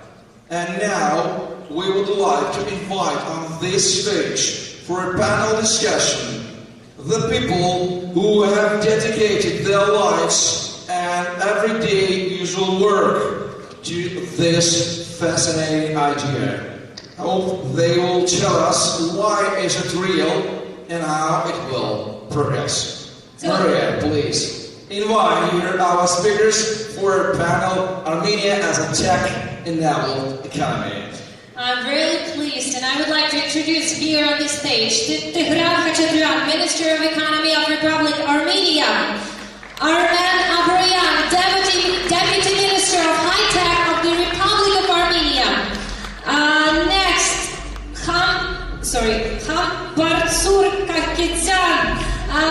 founder SmartGate VC. Welcome him to the stage. And also, this panel will be moderated by Give him a big hand, please. Ladies and gentlemen, our speakers are here and are ready for a panel discussion. So your round of applause is together for them, and we are exploring the future and the present of Crypto Armenia here. In the morning, in the 14th of October, at the ChainPoints conference, the panel discussion has officially been started. Good morning, everyone, and thank you for spending your valuable time with us today. So Deputy Minister wasn't able to attend, so I'll dump all the questions I prepared for him. For the beginning, I would like you to just a couple of minutes. For the beginning, I would like you to just a couple of minutes, or less than a minute, to introduce yourself again, I think, and we already know who you are, you spoke, but please go ahead and start. Thank you. Igram Fajadlian, Minister of Economy since last year. We have also 11 other ministers in the government, and the other one responsible for high-tech technology industry development. We're all interested, independent of what are the responsibilities of different ministries for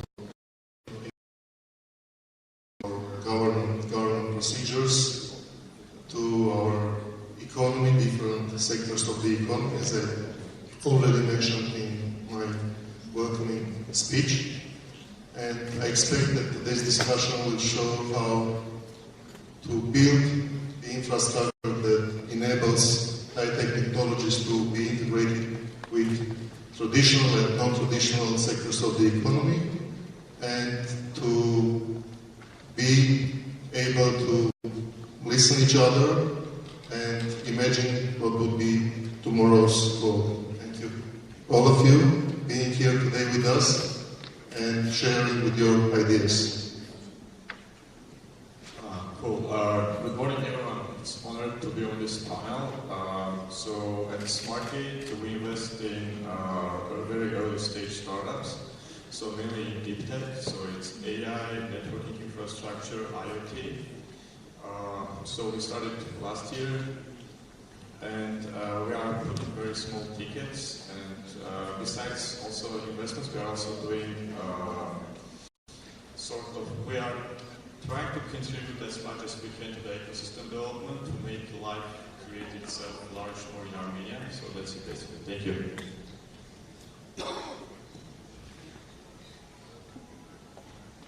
What is this? Hello, I'm again the founder of Armenian Blockchain Association. I'm passionate about turning Armenia into the next powerhouse for blockchain development, worldwide powerhouse. I believe we have all the resources for that. Okay, so the question is, the panel is tech-enabled economy. And like in any economy, we have buyers and sellers, we have suppliers and customers. In this case, our customer is Mr. Minister of Economy, because the economy has to be tech-enabled. But then we have to have suppliers to make it tech-enabled. So I want to start with the question, and everyone can answer if they wish. How do you imagine, what is a tech-enabled economy? Because it's a very broad, you can have a broad understanding. If I ask a taxi driver, he will say it's probably an economy that in every office will have a computer, and it's a tech-enabled. If you ask somebody from your core audience, they would say the tech-enabled would be an economy that is based on blockchain and uses cryptocurrencies and all that. So we go from one side to another, and that's why, but you as a customer, and you're in charge of the economy, I would say, and as a customer, what do you understand by tech-enabled? I would like to separate two aspects of the issue. First, for the government having objective of being more efficient, and Mr. Afyan mentioned in his speech, if the impact of blockchain technologies would be to derive or to receive uncorruptible governance, then our expectations would be met.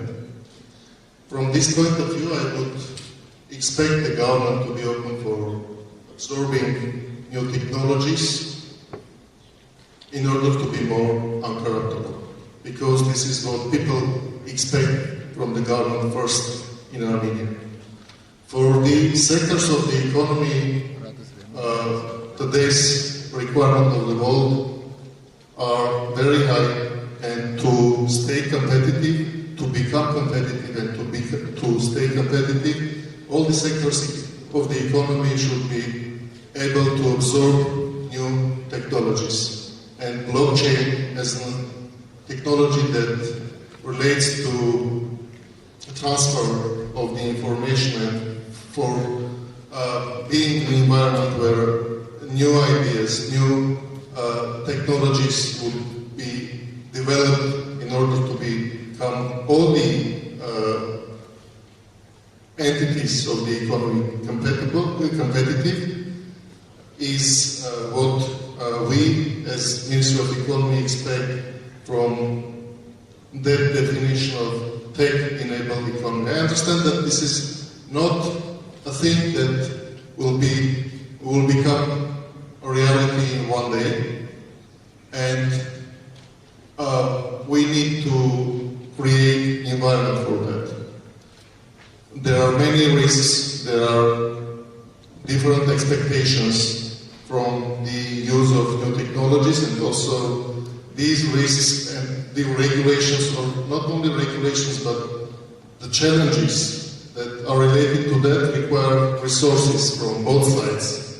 For suppliers of the technology, to provide efficient solutions for existing problems and for recipients of the technologies. And these all parties together create an environment which is tech-enabled economy.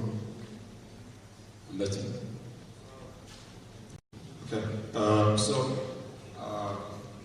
the core word that comes to my mind when we think about tech-enabled economy is productivity and how technology contributes to the overall productivity of the country and to economic activities, right? And maybe I'll be very short here. So, as I see tech-enabled economy is, let's say, the capacity to create and absorb technology in order to increase the overall productivity. The one thing that comes to my mind, we are at the top level if we compare the ratio of technology in the GDP, the country GDP. It's getting closer to 5%. It is very, very good figure because for the US the figure is 6%. So we have good potential there, but the one thing that comes to my mind is to be able to export products, to create new products that impact the economy, that you can sell not only in Armenia, not only in the region, but the technology enables the whole world to become your market. And there are several things that I will go more in detail for that. Okay, thank you. So, Umberto, my question is to you, because actually the question was for the Deputy Minister, but let's assume he asked you to answer it. Do you think, by talking to so many startups and organizations that are getting into high technology and looking for funding, you probably meet a lot of them. And I meet a lot of them through Advise Armenia, my non-profit organization. Do you think that these organizations will be able, we have the potential to supply what Mr. Minister is looking for? Do they create the tools and technology? Do they have the ideas to feed the rebirth of, I would say rebirth because of the past Soviet tradition that we had here, and everyone calls Armenia Silicon Valley of Soviet Union and all that. Is there the potential really to be able to make our economy tech-enabled? So the potential is always there, right? So it depends on how we, what we want to see as a future and how we approach it. How conscious are we about the resources we have and how effectively we'll be spending those resources to get to the goal. So yeah, short answer would be probably yes, the potential is there. But long answer will be much, much complicated as always.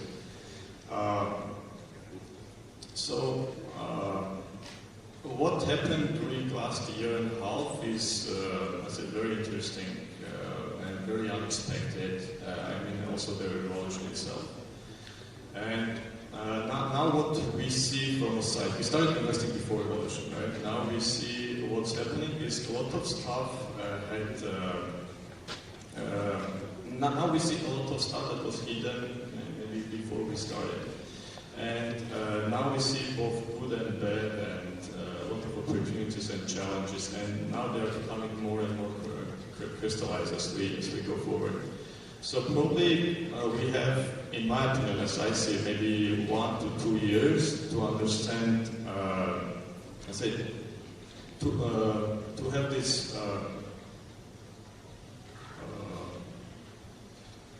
to be able to distinguish what is, what are going to be the resources that will help us and what are the resources that are missing. So now we are in this stage to identifying the gaps and identifying the resources. Probably what we will need is a lot of communication, a lot of collaboration, a lot of communication between all the players. Because without alignment, without seeing having some shared vision, it will be really, really hard for us to get somewhere. Okay, thank you. But I want to pick an issue with you with the 6 and 5%, because if you look, and I might be wrong, but if you look at the US, the 6% feeds the US economy. In Armenia, 5% feeds the world economy, with a small percentage of tech companies really working for our Armenian economy. We're an outsourced tech company. So there, I don't know the numbers, which part of the tech companies really work inside or created, technology is created here and owned by, let's say, Armenia, let's put it in this way. So when you talk to people who come becoming members of your association, do you face more people who would, more organizations who are looking for an outsourced work?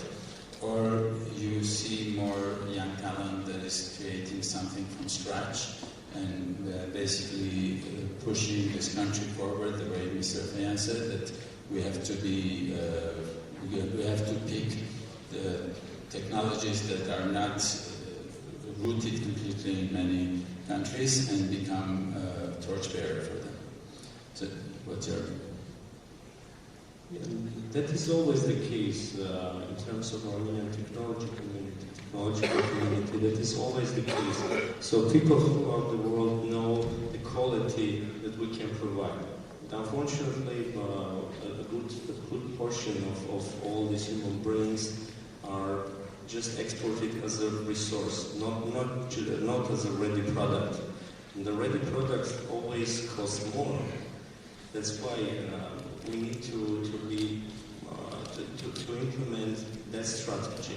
But when describing the community, especially or particularly the blockchain community, I always say that our community is not so big, but it is very, very strong. And I will throw in one example. So at times when talking about the potential Armenia can provide for blockchain, we're bringing the example of the Ripple. So it's a world-renowned project, international one, and a part of this project was coded in Armenia, so they outsourced it. But we have a new and more motivational, more inspiring example of what we can do. So here we have Aram Jivanyan, and he is the author of a protocol that is open source, and 3 out of top 100 cryptocurrencies are currently using his technology, his protocol. So the resources are there. We just need to implement that kind of strategy to focus on bringing ready products, not working on parts of international projects, parts of international projects, because that will have more economical impact, obviously. Thank you. Please. Just to add some thoughts on the same question.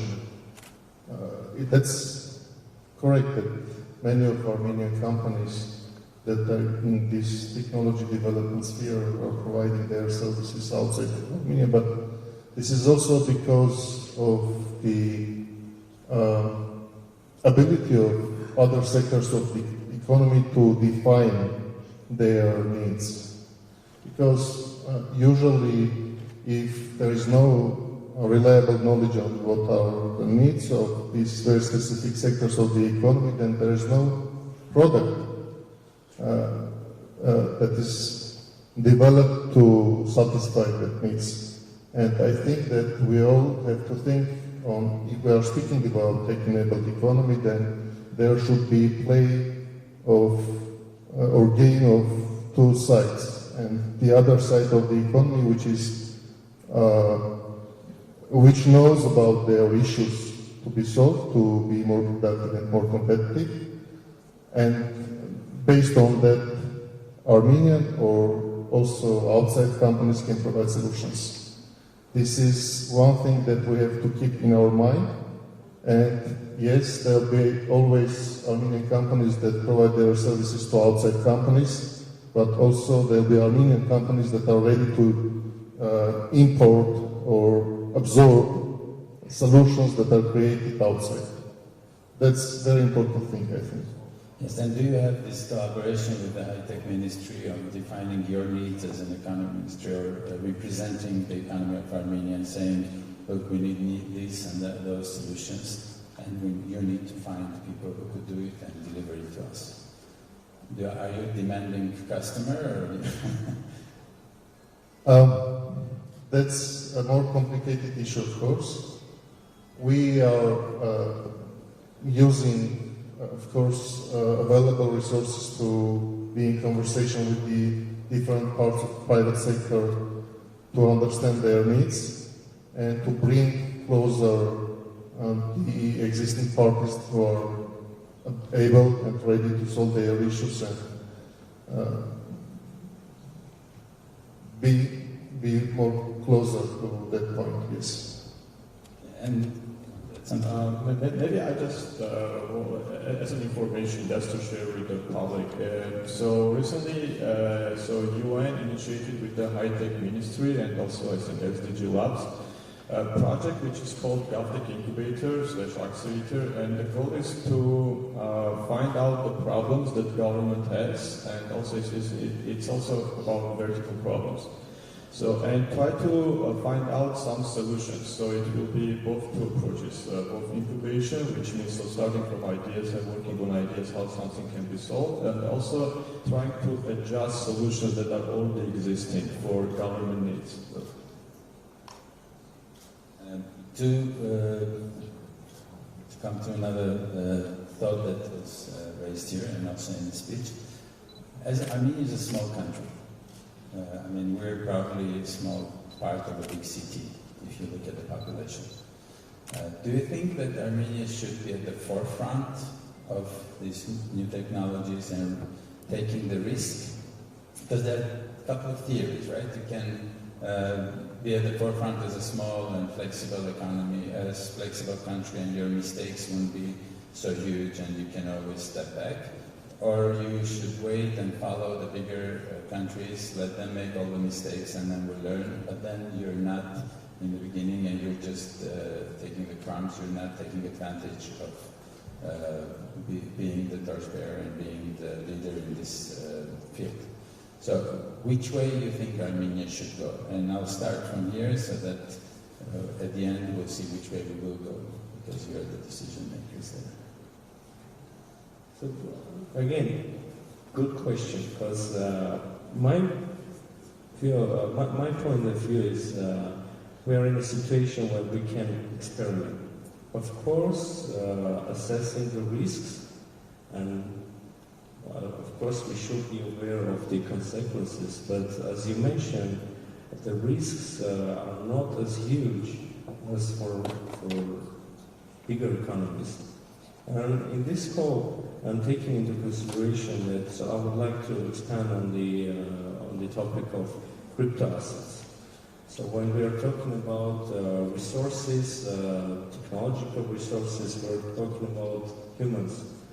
And yes, we are short of resources, so we demand more than there are available people.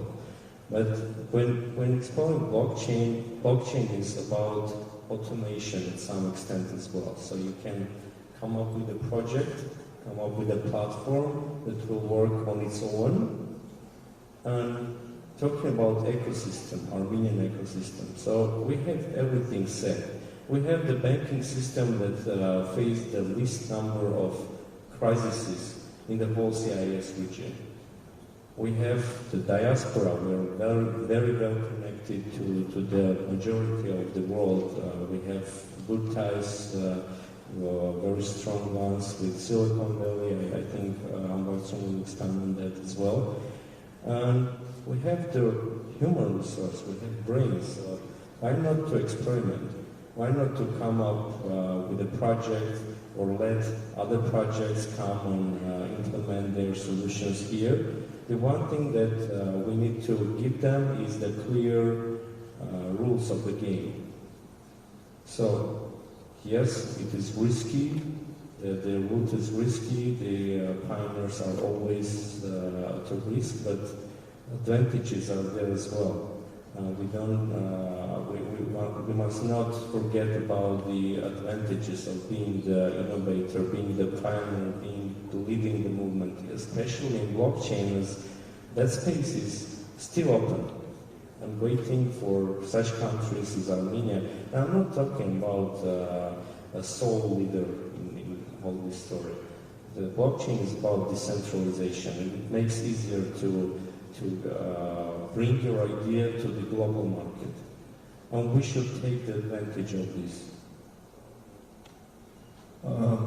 Compared to other national tech, say, communities, so Armenian tech community worldwide, it's incredibly collaborative.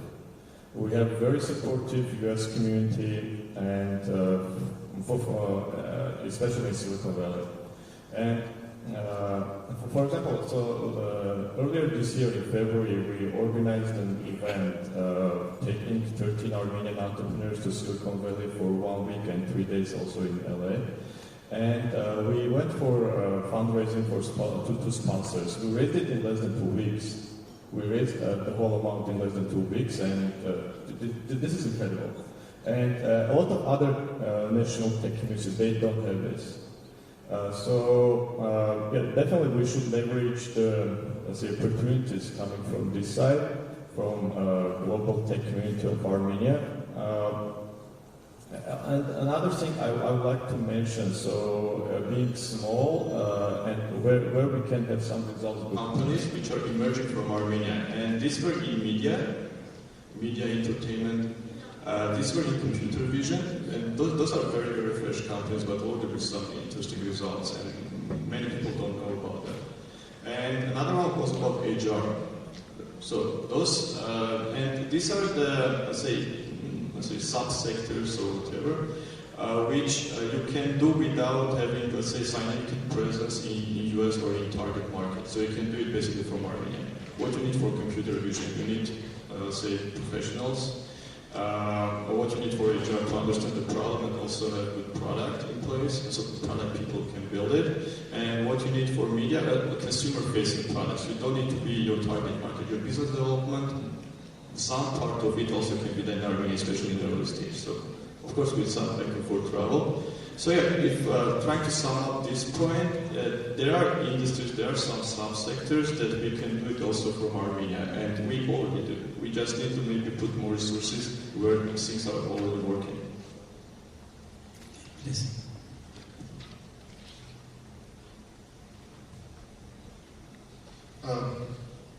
It's an issue of resources, and it's an issue also of openness for conversations. And also mentioned, conversation is very important for any issue, and for this very specific topic especially. We have two initiatives during the last few months related to this very important topic. Yes, we can mention today morning, hour ago, there is an initiative from Armenian Blockchain Association to discuss at least all the principal regulations that are necessary to go forward. And there is another initiative coming from the Parliament or on very similar issues, and we decided to open discussion.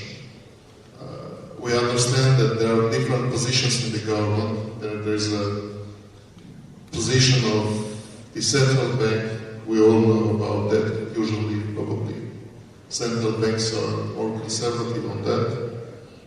Understanding that there are specific risks, and to manage that risk, there should be enough resources for that. But without conversation, without listening to each other, we will not go forward. And we are ready to keep open this discussion. And we think that we'll do that on a step-by-step way. First, we'll try to define the issues that we understood well. The risks related to that also will be understood, and we using expertise that are around us will come find solutions for that part of issues. When risks are high, you don't find that existing resources are enough to cover that risks at this stage will come that issues later. So it's not easy to answer whether Armenia should be in first line with the countries that go forward, using its advantage of being small and being able to manage the risks better than other countries, but we have to follow the situation and be in conversation and solve the issues as they are ready to be solved. I think the point comes is to taking risks, but having them being calculated risks. Because we're a nation that takes risks. I mean, if you just go on the street and see how people drive, you see we take risks. Those are not calculated risks. Today we took a risk and we brought in the new government, and that was a calculated risk. And also it was a risk taken out of necessity. So the same comes to technology. For me, for example, blockchain is the most beauty of the blockchain is transparency it brings with it, where you can go back and fix a document and change dates and do stuff because everything is out there in the open. What my worry is that because of the controversy attached to cryptocurrencies, we might throw the blockchain idea under the bus with the government because we're afraid of cryptocurrencies. And today the central bank is very cautious about cryptocurrencies. They go in the way of let the others do it and let them take it. And we understand because they're very, very small, a small part of the world banking system, the financial system, so we cannot just go there and scream and make our own rules we have to follow. But coming to cryptocurrencies and blockchain, what's the priority? Can we say that if we don't do cryptocurrencies, we're not going to work on the blockchain because that's your pet peeve? And so I will ask you that. And I don't know what's happening inside the government. Is there any work on blockchain, on turning to this common ledger and actually implementing blockchains within the government? But first, please. Thank you for the question. So, regarding blockchain as a technology, nothing stops us from implementing it in various kinds of applications. In the government, in social issues, in philanthropy, as Dr. Afyan mentioned. So there is nothing that stops us to go and start implementing it where it is really, really needed. And GovTech is one of these places as well. But for technology to really have a rapid development, we need drivers. And cryptocurrencies can be one of the main drivers of this, because there are a lot of economy happening behind cryptocurrencies. And you're absolutely right. So the buzz around cryptocurrencies, the things that happened in 2017, 18, they played a bad thing to the reputation of blockchain as a whole. But we need to separate them, and we need to understand that, okay, there are bad currencies, and there are maybe good ones. So if they're regulated, if you know, if they are following the rules of the game, we can be okay with them. We can trust them. So and go deeper into the bottom line of cryptocurrencies. Because the majority of this room, I guess, are using cryptocurrencies, right? So let's have a quick talk. Who is using cryptocurrencies in the hall? Considering that this is a blockchain conference, not many. We have humble users of cryptocurrencies. Unless you're hiding something. Or secret users, right? So, but they're a very convenient way, to interact, to send some value. I wouldn't even call it money, send value 24/7, even in Armenia, even in Yerevan, even within the people you know. If you need to have some transaction on the personal level, government has no issues. The point is if they would agree to use it, and as you would say, if they would take cryptocurrency as a driver for expanding the blockchain and implementing blockchain within the government's transactions, or even not necessarily not financial transactions. Yeah, for other implementations, there are a bunch of them that can be used. For example, the pension funds. Well, we're using it now. Are we using in the government anything resembling blockchain? Not at this stage, but I agree that we have to separate issues. Blockchain as technology is about the trust, about reliability, and about the transparency. And as a customer, if not today, government will be using the technology tomorrow. It's an issue of time and no any risk related to that. The second part of the issue, that's what's about cryptocurrencies as a driver for using the technology or accelerating the use and getting benefits from the use of the technology is an issue of discussion. If we use the technology in the sectors or parts of the issues that are subject of regulation and see that that approach does not allow to get all the benefit from using the technology, then we can continue the discussion. That's what about I already told earlier. So I'll put you on the spot. If Prime Minister calls you and says, okay, you make the decision. Are we going into turning everything to blockchain and in a sensible way, not just closing barriers? Would you say yes, or let's think about it? I would say yes if all the risks related to that are understood and solutions to manage that risk are clear. So now we have to force Prime Minister to ask you. That's our job now. What's your take on it, Alberto? Honestly, I'm not aware about the state of blockchain in the government. And what other processes are happening on the backstage. I'm more focused on, let's say, other industries, more computer vision, AI, or whatever. So I'll pass this on.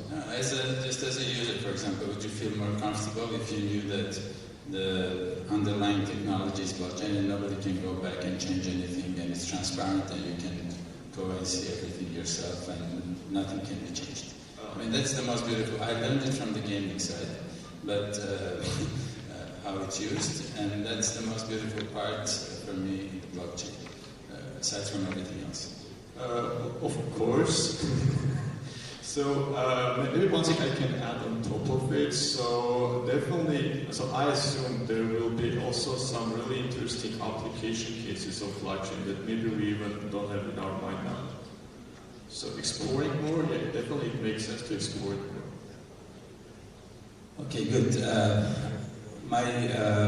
It's not a question anymore, but I would just encourage our young entrepreneurs and the young talent that exists here.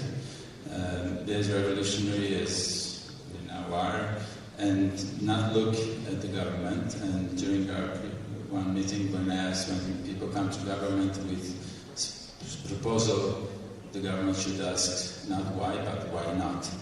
So the young people and all the smart people in this country, which doesn't include me when it comes to technology, should use their power and energy and push government in this direction and make our economy tech-enabled. Because when I travel a lot and I see that in many cases in Armenia you could do a lot more things. A lot more things are turned to high tech than in a lot of developed countries, even including the US. In the US, a lot of things you cannot do that you can do here on your computer and interacting with the government, with the payment system, with a lot of things. So we have that drive, and we now have the belief that whatever we do will not be overlooked. If you have, I may turn to the audience and ask if you have any questions. Please. There's a question. Yeah, bring your microphone.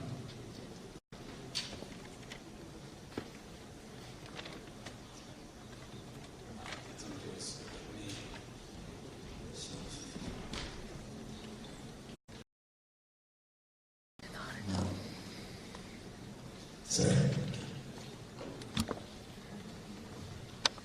I want to ask a question to Minister. Recently, like 2 years already, I started to trade cryptocurrencies. It was very, I would say, unregulated, and it was free to do. But at some point, there was circular from the central bank sent to all the banks of Armenia, which de facto, I would say, forbidden trading cryptocurrencies, because no transfers to crypto exchanges can be done. Because of that, I would say illegal decision, because nothing in the law can support the decision. So my question would be whether the government is ready to do anything to actually abolish that decision, so that we can open up Armenia for cryptocurrencies. Because if you don't start even from this elementary step, what are we talking about? Is Armenia really open to blockchain, to cryptocurrencies? I don't see that it is so in practical terms. Thank you. So I guess the only representative of the government is Mr. Minister. So please. Thank you for your question. I think we discussed that issue during our panel discussion. Today's discussion is about two different things, about blockchain technologies, and I understand that also cryptocurrencies. The issue you mentioned is about the absence of regulations. So, in other way, it's about the restrictions that relate to the circulation of cryptocurrencies. I think we need some time to reach that point when we'll have a position of the government in how much the circulation of cryptocurrencies in Armenia will be allowed. At this stage, I'm not familiar with the specific instruction you mentioned from the central bank to commercial banks, but at this stage we are in a very early phase. We are about the phase when we discuss the scope of regulations at this phase, which means we have to list all the issues that we can solve having existing resources and go step by step. I think existence of this conference is also one step forward to achieving the regulation, and I'm all with you. But I also understand that on the next conference we have to bring the head of the central bank to answer your question. Any more questions from the audience? No? Okay. Thank you very much, everyone, for participation and for listening to us. And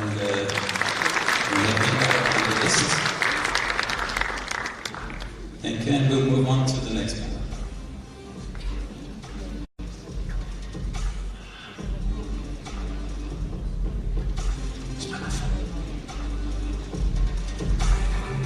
Ladies and gentlemen, thank you for your attention. Thank you for our panelists for this discussion about the future President of Armenia. So by continuing, we are still the ChainPoints conference here. And I kindly remind you that we have a live service for your question. It is named slider.com.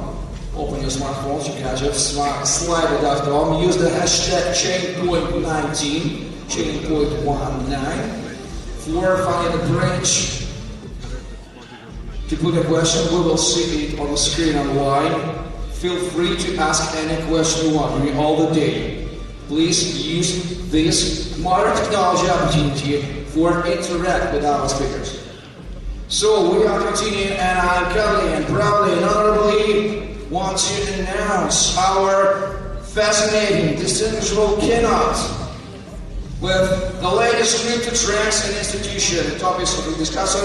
Please help me welcome Mr. Henry Arslan, the global crypto leader. Excellent. Asia FinTech leader, PwC chair of the Tech Association of Hong Kong. He is here. Excellent. Thank you very much. Please. Guys, very excited to be here this morning. My name is Henry Arslan. Very excited to be here in Yerevan. You know, in Mishkasem, Ammen Ashkari Japorten, but Verduna, Yemen, Silas Caracas, Jose Yerevani, Metro Shaka, Rafen, Ratzvet, Masadu. So, what I'm going to do with you all today is very simple. As I'm introduced, my name is Henry Arslan, and really my passion and my focus in life is the future of the financial industry. And I'm just very lucky that I do this as a living in my job at PwC, but also in my academic life with my books and the courses that I teach, but also in my civil society life where I'm the chairman of a number of organizations around this topic. And what I want to do today with you all is very simple.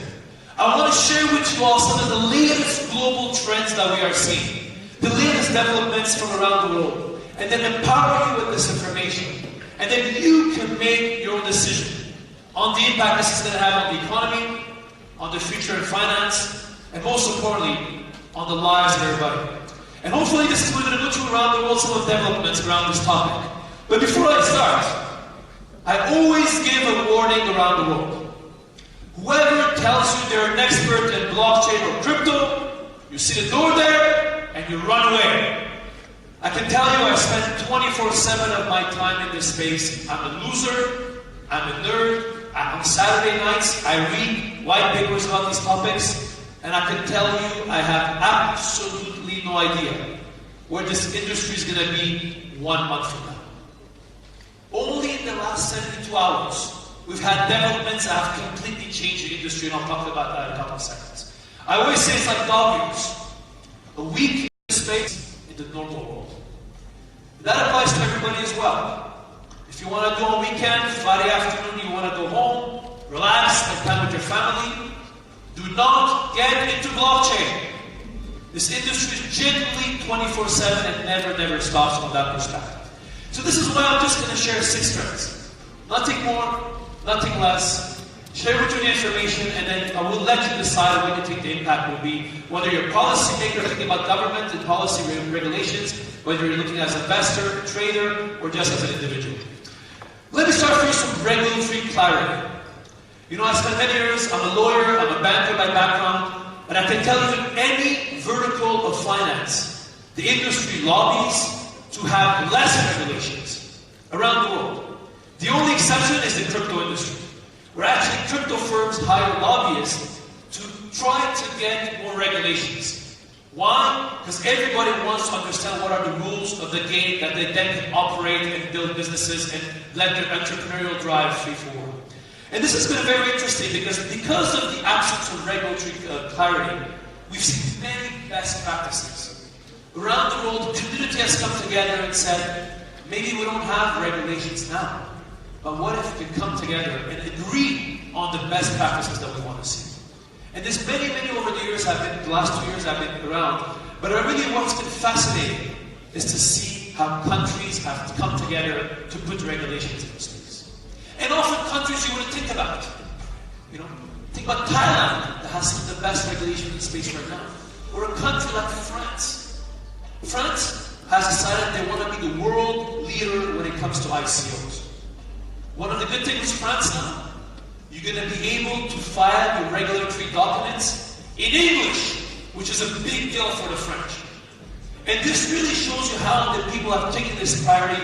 What Nubar was mentioning at the beginning, this is a game-changing revolution, and this is what countries are realizing the importance of. And things have been moving forward. According to Cambridge University today, only 5% of regulators around the world do not have somebody working on crypto. Pretty interesting change, huh? This was not the case 18 months ago, I can guarantee you that. And what's been really interesting is see also how countries have taken a different approach. Like any new technological development, there's different ways of approaching it. Some countries, like Liechtenstein, or Gibraltar, the good thing in crypto, you learn a lot about flags, have taken a very principle-based approach. Saying, we don't know which blockchain is going to work, we don't know what technology is going to work, let's come up with the big principles. For example, Liechtenstein's new law does not even mention the word blockchain. It talks about trusted technologies. Others have taken a more pragmatic perspective, like Hong Kong or the US. In Hong Kong, for example, where I live, since November, any licensed fund manager, there's about 2,500 who are regulated by the regulator, can have up to 10% of their portfolio in crypto assets with no additional licensing conditions. Again, regulators' view was, let's take what's happening in crypto, let's put it inside our existing regulatory framework. And other countries have gone even further. Countries like Bermuda, Malta, who said, we believe this is the future of finance, this is a new economical system, and we want to be a leader. We want to be blockchain nation. And they've come up with specific regulations on this topic. And really, but it's not easy. I can tell you in my role, I work with many governments around the world, many central banks, many regulators, and I can tell you it's extremely difficult to come up with regulation in this space. One of the biggest challenges that I see around the world is that even if you come up with the best regulations, for one of the problems, you need the buy-in of the local stakeholders. If you can have all the best rules, but if your banks don't want to open accounts, it's very problematic. Which, by the way, opening a bank account remains today the biggest problem facing the crypto ecosystem globally. I would say 80 to 90% of crypto companies globally are using maybe 5 or 6 banks around the world, which is quite problematic. But what everybody is worried about are the bad apples. While there's many people building world-class companies, like many of you do, trying to change finance, trying to reinvent the finance in the future, there's unfortunately people trying to make a quick buck of the situation. And that is what we are worried about as an ecosystem globally. And this is why I really believe over the next couple of months, you will see more people go to jail.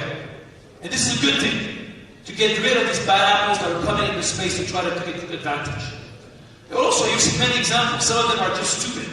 This was Floyd Mayweather, the boxer, who started doing tweets promoting ICOs. This is illegal. What amazed me actually, the SEC obviously fined him a couple $100,000, but they banned him from getting involved in the securities industry for the next 3 years, as if he was going to do that. But also, there are other Ponzi schemes. Bitcoin is one of the favorites that I have. This company was promising you 1% return every day. Basic piece of advice. Anybody promises something like that, it's probably illegal. And what do we see many of these things now? It's actually quite improving a lot as well. Last week, Block one of the largest ICOs, came up with a $24 million settlement with the SEC. And very, very sophisticated conversations going on there. Telegram, 48 hours ago. Now, the SEC has taken action for them for their ICO issuance in the US, saying that what they did was secure. And these things will continue, and it's important that we have regulations and regulators active in this space just to get rid of those bad apples that are happening in this space. Another thing is AML, anti-money laundering.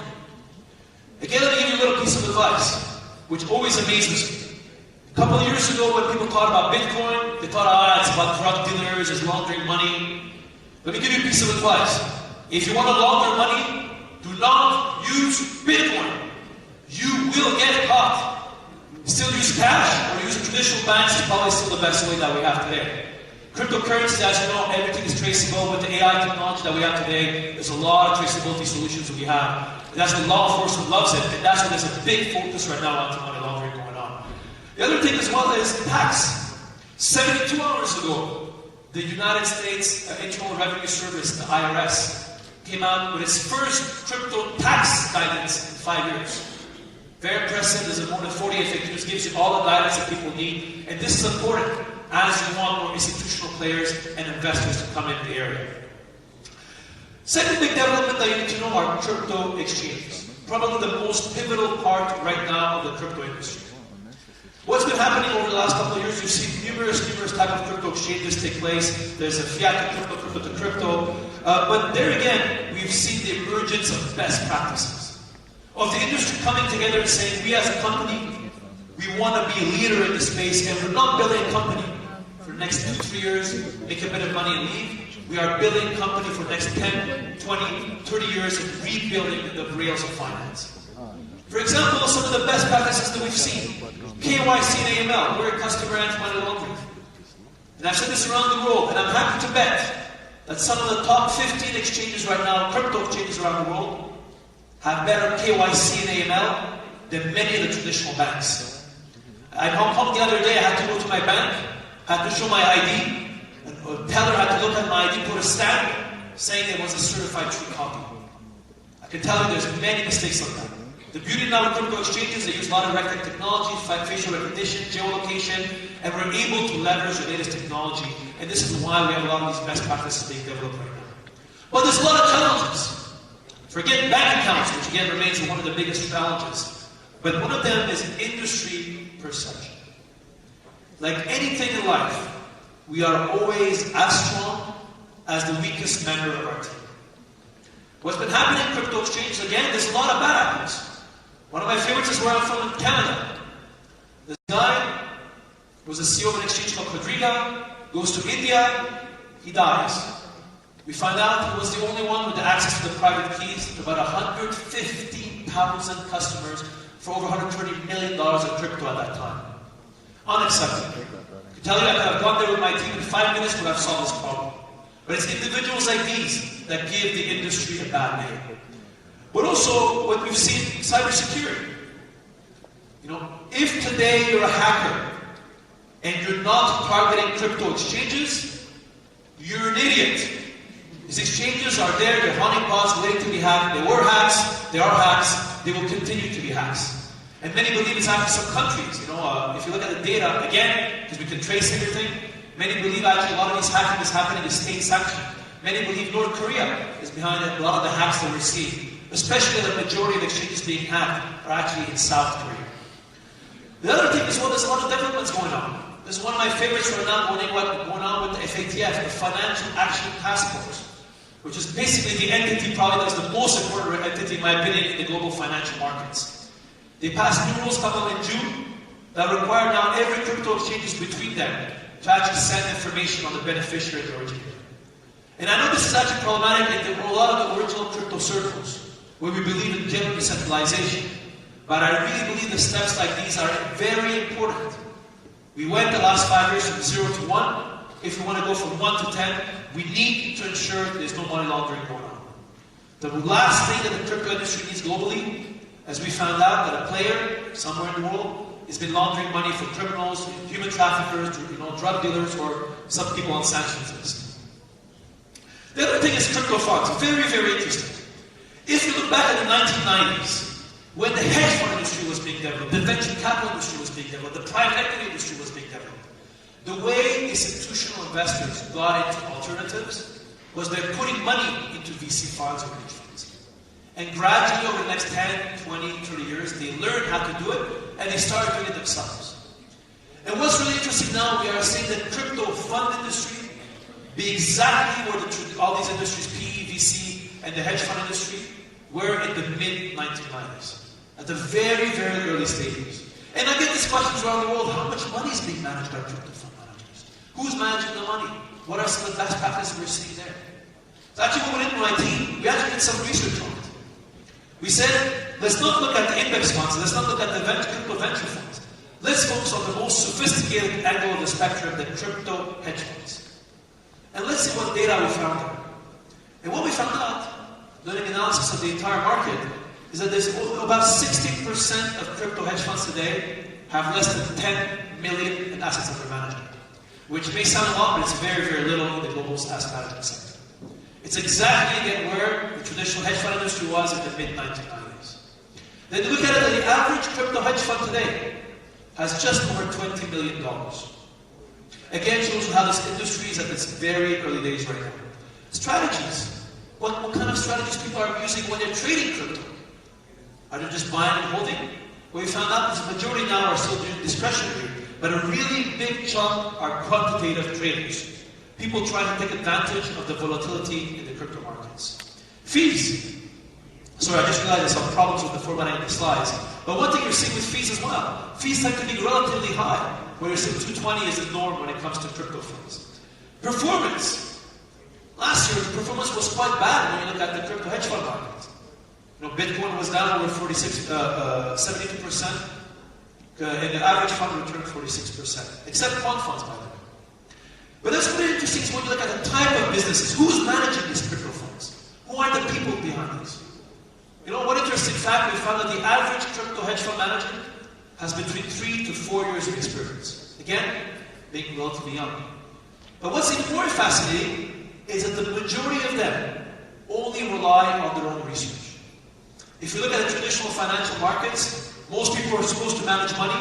In practice, they just spend their time meeting sell-side brokers and listen to the ideas that they get pitched at. This actually doesn't exist yet in the crypto world. The majority of funds are just looking at their own ideas from that perspective. Another big development we saw is custodians, which may come to surprise, but actually the majority of the funds today, almost half of them, do not use an external custodian. They're self-custodying the crypto assets. I think we'll talk about it later today, what that's complicated. There's a lot of developments in that space, but very, very interesting from this perspective.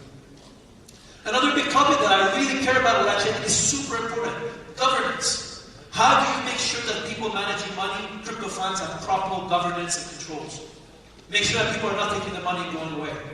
We found out actually today that only 25% of crypto hedge funds have independent directors right now on their boards. And I expect this to change dramatically over the next couple of months. And you can find the report here, or you can ask me afterwards. I'll happy to give you a copy for those who want to scan.